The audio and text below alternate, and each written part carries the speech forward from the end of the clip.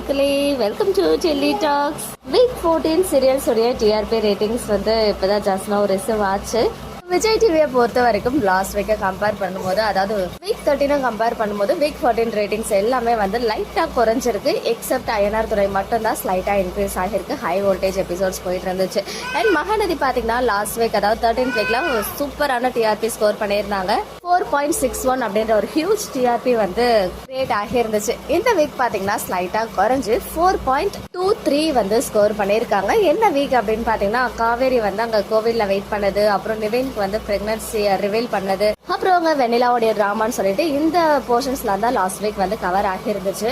But என்ன பொறுத்த வரைக்கும் 6:30 ஸ்லாட்ல இந்த டிஆர்பி ஒரு நல்ல ஒரு டிஆர்பி தான். பிகாஸ் 4+ அப்படியே கான்ஸ்டன்டா மெயின்டைன் பண்ணாலே அது வந்து ஒரு பெரிய விஷயம். நிறைய பேருக்கு பயம் இருந்துகிட்டே இருக்கு, மகாநதி டைம் சேஞ்ச் பண்ணிடுவாங்களான்னு. என்ன பொறுத்த வரைக்கும் அந்த பயம் வந்து கம்மியா தான் இருக்கு. எனக்கு நம்ம டைம் சேஞ்ச் பண்ணுவாங்க அப்படின்னு தோணல. இந்த ஸ்லாட்லயே ஆஸ் யூஷுவல் மகாநதி ராக் பண்ணுவாங்க அப்படின்ற ஒரு பெரிய கான்பிடன்ட்மே இருக்கு. ஸோ மகாநதியில கை வைக்கிறதுக்கு சான்சஸ் குறைவு.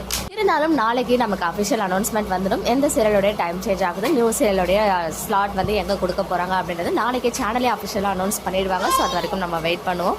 இன்னுமே நம்ம மகாநதியை ரொம்ப டிராக் பண்ணாம, அதாவது இந்த பிரெக்னன்சி விஷயத்த ரொம்ப டிராக் பண்ணாம விஜய் கிட்ட சீக்கிரமே சொன்னா இன்னும் சூப்பரா இருக்கும். டிஆர்பியுமே வந்து கொஞ்சம் நல்லா பிளாக் பஸ்டர் டிஆர்பி வரும் அப்படின்றதுல எந்த டவுட்டும் இல்லை.